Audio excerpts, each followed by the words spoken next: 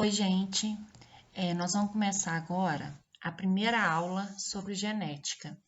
E essa aula ela vai focar a primeira lei de Mendel, quem foi Mendel e os principais conceitos relacionados à genética, bem como uma revisão de conteúdos estudados anteriormente e que é bom para vocês entenderem melhor a relação entre teoria da genética e os exercícios propriamente dito.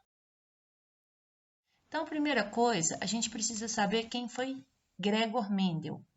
Mendel foi o pai da genética, ele é considerado um gênio da biologia.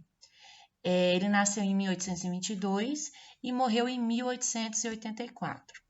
Ele descobriu os mecanismos relacionados à transmissão das características através das gerações, observando-a diretamente em pés de ervilhas. Então, todo o experimento dele foi realizado e concluído através de ervilhas. E essas não foi só as ervilhas que ele fez, ele tentou fazer com outros seres vivos, né? Outras plantas, mas ele conseguiu uma conclusão mais exata quando ele foi estudar ervilhas no mosteiro. Ele elucidou os mecanismos da segregação independente. Segregação é separação. Então, quando os cromossomos, que eu vou mostrar mais adiante, separam independente um do outro, a gente chama isso de segregação independente, que é o que ele fala na primeira lei de Mendel, propiciando o surgimento da genética moderna e a consolidação da teoria cromossômica da herança. Quando Mendel propôs seu artigo, né, e as suas conclusões a respeito da hereditariedade, na época não havia ainda descoberto o DNA. Então, não se sabia sobre DNA, sobre gene, sobre cromossomo, tá? Ele é considerado o pai da genética por isso, porque ele não tinha informações sobre DNA, sobre cromossomos, sobre genes, e ele conseguiu fazer um estudo sem ter esses pré-requisitos. Então, por isso que ele é o pai da genética, por isso que ele é considerado um gênio, tá? Toda questão que vier falando a respeito de Mendel, que tiver escrito gene e DNA, está errado. Hora nenhuma Mendel fala sobre gene, porque na época não se conhecia. E ao invés de ele falar gene, ele fala sobre fatores. Os fatores mencionados por Mendel, hoje nós sabemos que são os genes. Para fazer uma revisão sobre o dogma central da biologia, a gente precisa voltar lá no primeiro ano e conhecer e relembrar alguns conceitos importantes estudados lá. Eles irão ligar uns aos outros para formar a molécula de DNA. Então, a gente vai ver isso aqui mais para frente. Ela é formada, então, por duas fitas de nucleotídeos. As fitas se mantêm unidas por meio de ligações de hidrogênio entre as bases nitrogenadas, sendo que a adenina se liga com timina e vice-versa, através de duas ligações de hidrogênio, e a citosina com guanina, através de três ligações de hidrogênio. Por que duas? Por que três? Por causa da estrutura tridimensional dessas duas bases nitrogenadas. A adenina e a timina, por causa da estrutura espacial delas, elas conseguem fazer somente duas ligações de hidrogênio, que é a ligação que acontece entre um hidrogênio e um oxigênio de uma outra molécula.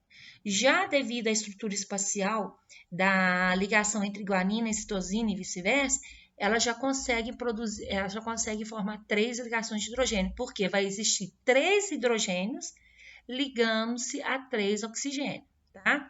Essa é a estrutura da molécula de DNA. Essa fita azul e essa fita amarela está representando a parte do nucleotídeo, que é o fosfato e a pentose. E ali só está mostrando as bases nitrogenadas ligadas entre si. É como se fosse uma escada em caracol, em que os degraus seriam as bases nitrogenadas ligadas, tá? Relacionado aqui, ó, se eu tenho adenina ligado com timina, Se aqui está falando que eu tenho numa molécula de DNA 21% é de adenina, significa também que 21% será de timina. O restante, para chegar a 100%, terá valor igual entre citosina e guanina. Então, se eu tenho uma ligação entre adenina e timina, citosina e guanina, a mesma quantidade de adenina que tem numa molécula de DNA tem que ter de timina. A mesma quantidade de citosina tem que ter de guanina. De novo, uma configuração do DNA. E agora vai mostrar a duplicação do DNA, que acontece lá dentro do núcleo. Essa duplicação, ela sempre irá acontecer quando a célula precisa se multiplicar, seja por mitose ou seja por meiose. No caso dessa duplicação, ela acontece numa fase chamada de intérfase, que antecede tanto a mitose quanto a meiose, e numa subfase chamada de S, tá? Lá que acontece a duplicação.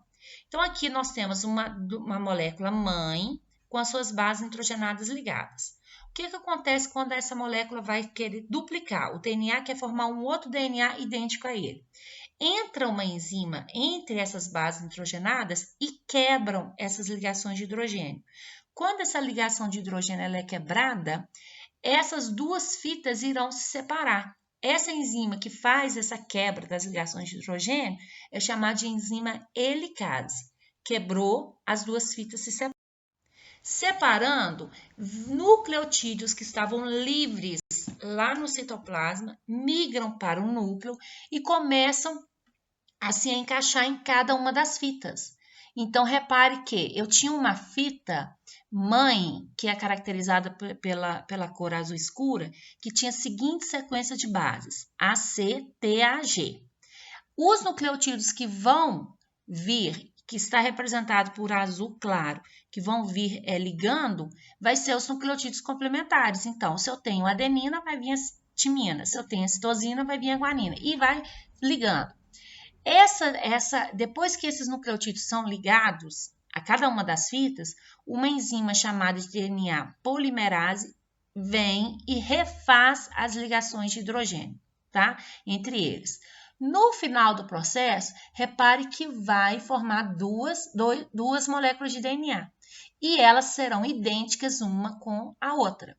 Repare também que a fita azul escura é a fita da molécula original, que a gente chama de DNA mãe. E a clara é que é a fita nova de DNA. Então, por isso que a gente chama que a duplicação do DNA é semiconservativa, porque sempre ela irá conservar metade da fita que era do DNA original, do DNA mãe. Mas as duas moléculas filhas serão idênticas. Então, simplesmente aquele DNA duplicou. Então, olha lá, a enzima helicase, ela rompe as ligações de hidrogênio e aí as fitas separam. E a enzima DNA polimerase, ela constrói uma nova fita de DNA, usando as fitas recém-separadas como molde. A duplicação ela é semiconservativa, pois cada molécula de DNA filha conserva uma fita da molécula de DNA mãe. O que vai acontecer? Por que o DNA duplicou? Porque aquela célula precisa se multiplicar, né? Então, o que vai acontecer? Vai acontecer que esse DNA, ele tem que mandar todas as informações dele contidas no gene para uma substância, que é uma proteína. Então, agora, o que ele vai ter que fazer é sintetizar as proteínas. Todas as características que nós temos no nosso corpo são determinadas por proteínas que são produzidas pelo DNA. Se você tem olho azul, é porque o teu DNA tem um gene que determina a produção de uma proteína e é essa proteína que faz com que o seu olho seja azul, tá? Então, o que acontece na síntese de proteína? A gente tem a primeira etapa, que é o DNA produzindo um RNA. O que na verdade é isso aí? Transcrição. É porque o DNA irá transcrever todas as informações contidas em sua molécula na produção de uma outra molécula, que é o RNA. E esse RNA é que vai levar essas informações para produzir uma proteína do jeito que o DNA quer. Porque o DNA ele fica retido dentro do núcleo, ele não sai do núcleo. O RNA já vai sair do núcleo, ele é produzido no núcleo pelo DNA e ele vai ser mandado lá para o citoplasma para mandar as mensagens, né, de que qual proteína aquela célula precisa produzir. Então, a primeira etapa é chamada de transcrição e ela acontece no núcleo. A ação da enzima helicase, por quê? Porque ela vai separar as duas fitas do gene ou do DNA. O que acontece aqui, ó? Eu tenho uma molécula de DNA aqui em vermelho, tá? Uma parte da molécula de DNA, ou seja, um pedaço da molécula de DNA que tem informação para produzir um RNA que irá futuramente produzir uma proteína, eu chamo isso de gene. Então, gene não é a molécula toda de DNA, não. São pedaços da molécula que são capazes de produzir uma proteína, contendo uma informação. Então, isso é um gene. Então, o que eu fiz? Aqui você cortou esse pedacinho aqui, que caracteriza o gene, e colocou ele aqui. Repare que eu tenho duas fitas, porque é um DNA, com as bases nitrogenadas e as ligações de hidrogênio aqui, ó. Uma enzima chamada de helicase vem, entra aqui, rompe essas ligações de hidrogênio. Quando isso acontece, essas duas fitas irão se separar. É chamado de fita complementar e fita molde. Para que elas estão se separando nesse momento? Para duplicar? Não, para produzir um RNA. E RNA tem uma fita só. Então, isso significa que não são as duas fitas que vão ser utilizadas para produzir esse RNA. É uma só. E a que foi usada, ou a que será usada, a gente chama ela de fita molde, que é essa última que está indicando aí, ó. Então, repare que a fita molde tem a sequência de bases nitrogenadas TAC, TTT, GCC. A ação da enzima RNA polimerase. Então, olha só, você tem essa fita molde em vermelho aqui, ó, tá? O que vai acontecer? A partir dessa fita, irá produzir um RNA. Como? Nucleotídeos de RNA vão vir e vão começar a se encaixar aqui, ó. Se eu tenho aqui timina, o nucleotídeo que vai vir aqui para complementar essa timina seria a adenina. Se eu tenho aqui a adenina, o nucleotídeo que vai ter que vir aqui não será a timina, porque eu estou querendo fazer RNA. Então, vai ser a uracila. RNA tem U, não tem T. Se aqui é C, vai vir a guanina. Se aqui eu tenho T, T, T, vai vir 3 nucleotídeos com adenina aqui. E se aqui eu tenho G, C, C, vai vir com C, G e G. Tá? Então, se a fita molde tem essa sequência aqui, ó, ATGC, lá no RNA, eu vou ter essa sequência, UACG. Então, aqui formou, a partir dessa fita molde de DNA, formou um RNA. Ó, RNA é composto por uma fita só de nucleotídeos, ligada entre si. Os nucleotídeos do RNA são compostos por fosfato, pentose, que é a ribose, e as bases nitrogenadas, que estão aí, ó. No caso, AUG, AA, CGC. Esse RNA que foi formado aqui, que contém as informações de um gene, que informação genética é simplesmente a sequência das bases nitrogenadas, eu chamo ele de RNA mensageiro. Esse RNA mensageiro, ele vai para o citoplasma para continuar o processo de produção de proteínas, tá? Só que nós temos 3 tipos de RNAs, o mensageiro, o transportador e os ribossomos. Todos 3 são sintetizados pelo DNA. Mas nesse caso, o que contém as informações genéticas para a produção de uma proteína é o mensageiro. O transportador e o ribossomo, eles irão participar do processo, mas eles não contêm informação nenhuma. A última etapa é a tradução. O que acontece com a tradução? Aqui nós temos um RNA mensageiro, que está mostrando aqui, que foi produzido no slide anterior. Repare que a gente sempre coloca 3 bases nitrogenadas juntas e solta um espaço. Porque essas 3 bases, a gente sempre chama eles de códon. E é essa sequência desse códon que irá determinar qual aminoácido vai se ligar aqui. Lembrando que proteína é uma substância, né? É um polímero formado pela união de vários aminoácidos. Então, para formar uma proteína, eu tenho que ter vários aminoácidos ligando entre si. Então, esses aminoácidos eles vão vir por causa do código que tem aqui no RNA mensageiro. Se eu tenho o códon AUG, vai vir um RNA transportador. E por que o nome é RNA transportador? Porque ele vai transportar os aminoácidos que estão presentes lá no citoplasma da célula e encaixar eles aqui, ó, tá? Então, o RNA transportador, a função dele é transportar aminoácido. E é qualquer aminoácido que vai se ligar aqui? Não. O aminoácido que vai se ligar aqui é o aminoácido que está ligado a um RNA transportador que tem o códon complementar. Se eu tenho o AUG, o RNA transportador que vai chegar aqui é um RNA que tem um anticódon UAC. E aí ele vai trazendo os aminoácidos para que forme a proteína futuramente, tá? Então, eu vou falar isso aqui mais rapidamente, porque senão vai demorar muito. Então, aqui, ó, eu tenho um RNA mensageiro aqui, ó, certo? Isso aqui é um RNA ribossômico. E aqui nós temos um RNA transportador. Então, o que acontece? O ribossomo vem, na hora que o RNA mensageiro sai do núcleo e vai para o citoplasma, o ribossomo vem e se adere a ele, tá?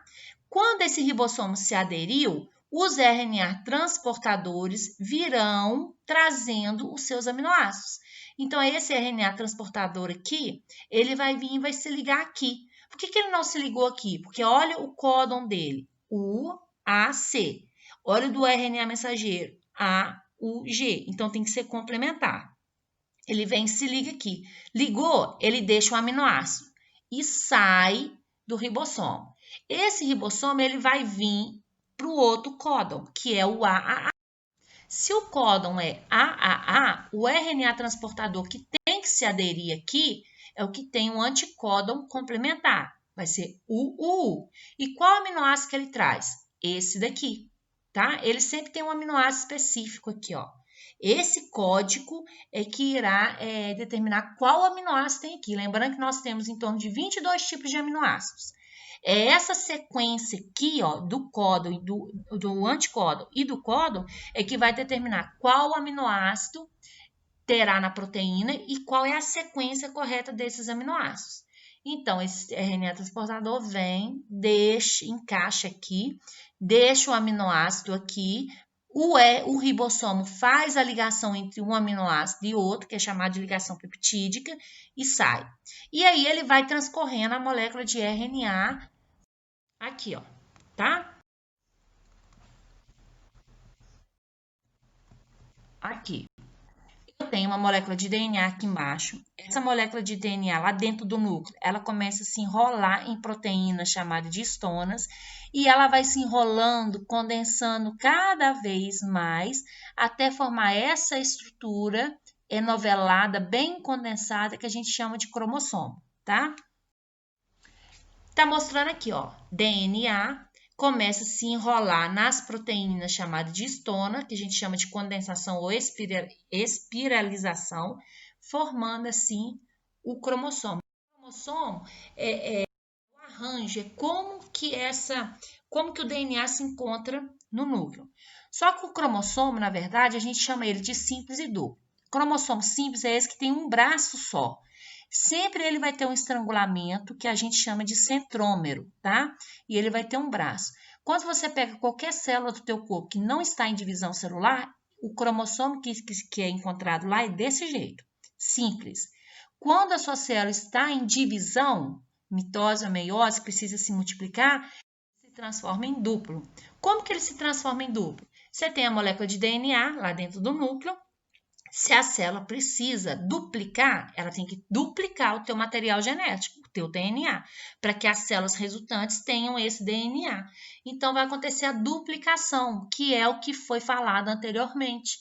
Uma molécula de DNA vai ser quebrada, no caso, as duas fitas se separam, o nucleotídeo se encaixa em cada uma dessas fitas, formando uma nova molécula de DNA, sendo que todas essas duas moléculas contêm uma das fitas da molécula mãe, por isso que a duplicação é semi-conservativa.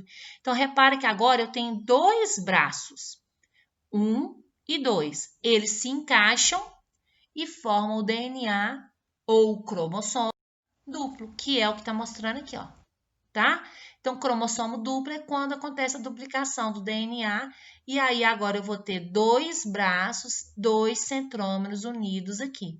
Então, isso é o cromossomo duplo, em formato de X, que é quando a célula está em divisão.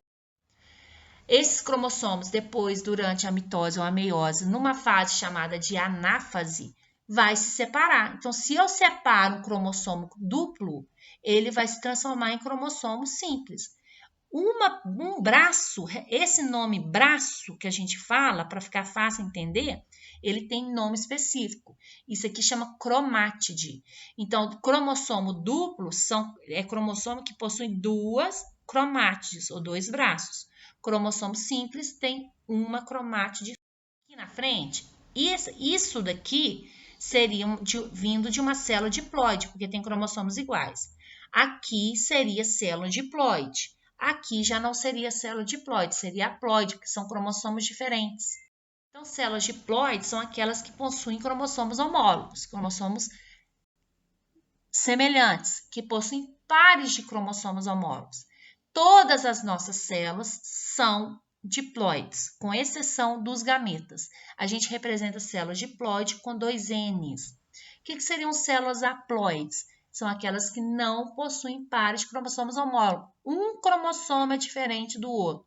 Exemplo, as nossas células sexuais, gametas, tá? Os espermatozoides e os óvulos. Eles são haploides. Você não tem pares de cromossomos semelhantes. É um diferente do outro. Aqui nós temos outros exemplos. Esse lado daqui eu tenho células diploides. Repara que, ó, esse cromossomo é igual a esse, pares de cromossomos homólogos. Aqui não tem pares de cromossomos homólogos, um é diferente do outro. Diploide, haploide. Aqui, esse cromossomo é diferente desse, que é diferente desse. Essa célula é haploide. Essa célula é diploide, porque tem pares de cromossomos homólogos. Aqui, esse é igual a esse, cromossomos homólogos. Esse é igual a esse, cromossomos homólogos. Pares de cromossomos, diploide. Aqui também é diploide, porque são esses dois iguais e esses dois formando pares iguais, tá? Então, nós temos no DNA um trecho da molécula de DNA, eu chamo ele de gene. Esse gene, ele é capaz de produzir um RNA. Então, um gene, ele contém a informação para a produção de um RNA funcional, ou seja, que irá funcionar para produzir uma proteína. Aqui nós temos outro exemplo. Nesse locus gênicos aqui, exemplo, esse azão, os alelos, azão, vamos supor que ele vai determinar o formato do queixo, o alelo bezinho vai formar o formato dos olhos e o Czinho, a cor dos pelos. Então, num cromossomo eu posso ter vários alelos. Nos pares, um alelo veio da minha mãe, outro alelo veio do meu pai. Quando eu tenho alelos iguais, letras iguais, as duas maiúsculas ou as duas minúsculas, eu chamo isso de homozigoto ou puro. Puro ou homozigoto que tem os dois alelos iguais. Ou os dois são letras maiúsculas, e letra maiúscula eu chamo de dominante, ou os dois têm letra minúscula, que eu chamo de recessivo. Se eu tenho alelos diferentes, um é maiúsculo e o outro é minúsculo, e lembrando que sempre alelos iguais, de letras iguais, vão estar no mesmo locus gênico, tá? Se são diferentes, eu chamo eles de heterozigoto ou híbrido. Heterozigoto ou hétero de diferente. Genes dominantes. Genes dominantes é aqueles que dominam. tá? Que vão expressar as suas características. A presença de um único gene dominante é responsável por expressar aquela característica que ele carrega. Então, os genes dominantes, eu posso ter os dois alelos iguais, homozigotos, ou se for heterozigoto, repare que aqui eu tenho um dominante e um recessivo. Só que o dominante, ele não deixa o recessivo se manifestar, a característica dele. Então, exemplo aqui. Vamos supor que esse Bzão, esse loco gênico, é responsável pela cor do olho. Se é responsável pela cor do olho, o Bzão é olho escuro e o Bzinho é olho claro. Olho escuro domina sobre o olho claro. Então, não importa se eu tiver o gene para olho claro, a presença do gene para o olho escuro não vai deixar o gene de olho claro se manifestar, tá? Então, o gene recessivo ele é inibido pelo seu alelo. Outro genótipo aqui, eu posso ter num cromossomo vários genes, cada um determina uma característica. Então, o genótipo é o gene, é a letra que a gente denomina para os genes. Então, nesse caso aqui, o genótipo desse indivíduo será Azão, Azim, Bzão, Bzão, Czim, Czim, Dzão, Dzão, que está aqui, ó. Cada um vai determinar uma característica no indivíduo, tá? Fenótipo já é a característica, é a aparência física ou fisiológica de um organismo. Fenótipo, então, na verdade, ela é igual ao genótipo mais ao ambiente. Por quê? Eu tenho um gene, que é o genótipo, que vai produzir uma proteína e aquela proteína vai ser capaz de fazer uma característica no meu corpo, certo? A característica é o fenótipo. Só que, às vezes, o genótipo, o gene que eu tenho, ele vai sofrer a ação do ambiente e ele pode determinar um fenótipo diferente.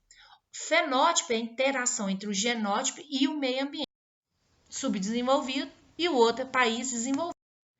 Com o passar do tempo, 20 anos depois, um indivíduo que foi lá para a Itália continuou magrinho, bonitinho, e o contrário, o que foi para a Somália, magrinho, desnutrido, e o que foi para a Itália, que teve um desenvolvimento melhor, ficou numa aparência maior, né? Engordou e acabou ficando fenotipicamente diferente. Então, ou seja, eles possuem o mesmo genótipo, mas por causa da interação do ambiente, acabaram ficando diferentes. Então, às vezes, o fenótipo ele é influenciado pelo meio, tá? Tem que tomar cuidado com isso. E aí a gente entra na genética mendeliana, que eu vou pausar o vídeo agora para ele não ficar muito grande. E aí eu volto com um novo vídeo. Eu não tirei os slides, então eu não consegui pausar esse vídeo não, então eu vou continuar ele. A genética mendeliana. Então agora a gente vai entrar propriamente dito na genética, que eu vou até falar um pouco mais rápido, porque eu acho que agora vocês já tiveram aquela aula, né, da Rede Minas, eu acho que vai ser mais tranquilo. Então, primeira coisa, o pai da genética o primeiro experimento dele, vamos colocar como exemplo a textura da semente. O que acontece? Na ervilha, ou a semente tem característica lisa ou ela é rugosa, não tem intermediário. O que ele fez? Ele pegou uma ervilha e chamou de geração parental, tá? Geração parental é o primeiro cruzamento que você vai fazer. E geralmente, na geração parental, os indivíduos são puros, homozigotos. Então, ele pegou na verdade, ele pegou uma ervilha, pegou a flor, a gente sabe que a flor, ela é o órgão reprodutor da planta, e lá tem dois órgãos, tem a parte feminina e a parte masculina. O gineceu, que é a parte feminina, e o androceu, que é a parte masculina. O que acontece? A ervilha, ela é hermafrodita, ela tem os dois órgãos sexuais na mesma planta. Para que não acontecesse autofecundação, porque ele queria ver o resultado do cruzamento, ele tirou dos órgãos genitais. Numa flor, ele tirou o feminino, o gineceu, e deixou só a antera. E na outra, ele fez o contrário. Ele tirou a antera e deixou só o órgão feminino. Aí, o que ele fez? Ele pegou uma ervilha que dava somente olhou essa ervilha durante vários meses, várias gerações e percebeu que essa ervilha só dava semente com textura lisa, tá? E ele pegou uma outra que durante vários experimentos na autofecundação só dava sementes de textura rugosa e chamou ela de pura. O que é isso?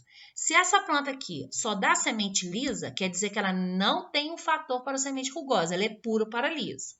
Se essa outra aqui só dá semente rugosa durante várias gestações, quer dizer que ela só tem um fator rugoso. O que ele fez? Ele pegou um pincel, colocou na lisa, na antera da lisa, pegou o pólen da lisa e colocou em cima do gineceu da rugosa. E colocou um saco envolvendo essas duas flores para evitar fecundação cruzada, que outros pólen chegassem até ali, porque ele queria a certeza daquele cruzamento. Quando ele fez isso, cruzou uma planta lisa com rugosa, ele percebeu que todas as ervilhas só dava lisa. E ele fez esse cruzamento durante vários dias. E ele percebeu que 100% dava lisa. O resultado desse cruzamento entre essa geração parental, ele chama de geração F1. Então, são os primeiros filhos. 100% deram lisos. Então, o que ele determinou nesse primeiro momento? Se sempre cruzando liso com rugoso sempre dá liso, quer dizer que a característica lisa domina sobre a rugosa. Então, a partir de agora, eu já sei quem é o dominante, quem é o recessivo, tá? Através desse experimento. O que ele fez? Ele pegou essas duas sementes resultantes da F1, iguais entre si, que vieram da geração parental, e cruzou entre si. Então, ele pegou dois descendentes de lisos vindos da F1 e cruzou eles entre si. Ao cruzar entre si, ele percebeu que voltou a dar uma rugosa. Então, olha só, geração parental pegou uma semente pura, lisa e cruzou com uma rugosa. Desse cruzamento, gerou a geração F1. Ele pegou uma planta da geração F1, que dava semente lisa, e cruzou com uma outra também da geração F1. Irmãs, isso é planta, não tem problema nenhum. Desse cruzamento, a partir de agora, na geração F2, nasceram 3 sementes lisas, mas agora a rugosa voltou a nascer. Então, para que a característica rugosa nascesse, eu precisei da geração F2 e ela nasceu em menor quantidade. A proporção era de 3 para 1. Com isso, o que ele determinou? Ele determinou o seguinte, que ele chamou de letras esses fatores, tá? Que hoje a gente sabe que é gene. Então, ele determinou que a semente lisa, ela seria Rzão, Rzão. Geralmente, a gente usa a nomenclatura da letra, da inicial da característica recessiva. Como ele já sabia, através de experimento dele, né, que a característica rugosa era recessiva, ele chamou esse fator, que hoje a gente sabe que é gene, de R. Para a característica dominante da geração parental, como ele sabia que ela era pura, ele chamou de Rzão, Rzão. Por quê? Se essa semente só dava semente lisa, quer dizer que ela não tinha o fator para semente rugosa. Repare que eu nunca falo gene, eu falo fator, porque isso aí é experimento de Mendel, e Mendel não falava de gene. Então, ele chamou ela de Rzão, Rzão. E a rugosa de Rzinho, Rzinho. O que acontece? Na hora que essa planta vai formar gametas, esses fatores separam, que é a segregação independente, falando que Mendel fala. Então, na hora que vai formar gameta, todos os gametas dessa planta aqui vai ter somente um fator, que é o Rzão. Todos os gametas vão ter Rzão. E esse aqui vai ter Rzinho. Quando esse gameta se une a esse daqui, vai formar um indivíduo Rzão, Rzinho, certo? Que é a geração F1. Esse indivíduo Rzão, Rzinho também irá formar gametas, mas agora ele vai formar gametas que podem conter Rzão ou ele vai formar gametas que podem conter Rzinho. Gameta tem uma letra só. Por quê? Porque durante a meiose esses fatores separam, vai um para cada lado. E aí eles vão cruzar entre si, tá? Se esse gameta aqui, Rzão, encontrar com esse gameta do lado de cá, vai formar um indivíduo Rzão, Rzão. Se esse daqui encontra com esse daqui, forma um indivíduo Rzão, Rzinho. Esse Rzinho encontra com esse Rzão, irá formar um Rzão, Rzinho, letra maiúscula na frente. E esse Rzinho com esse Rzinho vai formar um indivíduo Rzinho, Rzinho. Ou seja, formaram três indivíduos de características lisas e um rugoso. Se tiver Rzão, é liso. Então, eu tenho esse é liso e esses dois são lisos. Esse aqui é rugoso. A proporção fenotípica é de 3 lisos para 1 rugoso, tá? E a genotípica é 1 para 2 para 1. Aqui eu poderia ter colocado 75% liso e 25% rugoso. A primeira lei de Mendel, então, diz o seguinte, que é também chamado de monohibridismo. Por que é monohibridismo? Porque na primeira lei de Mendel, você vai fazer os cruzamentos de uma característica de cada vez. Você não junta as características, você faz uma de cada vez. Então, é mono, de uma. Então, cada característica é determinada por 2 fatores. O que quer dizer isso? 2 genes alelos. Mas na época de Mendel, ele não falava de genes, que se separam na formação dos gametas. Cada gameta só recebe um fator, que é um gene alelo.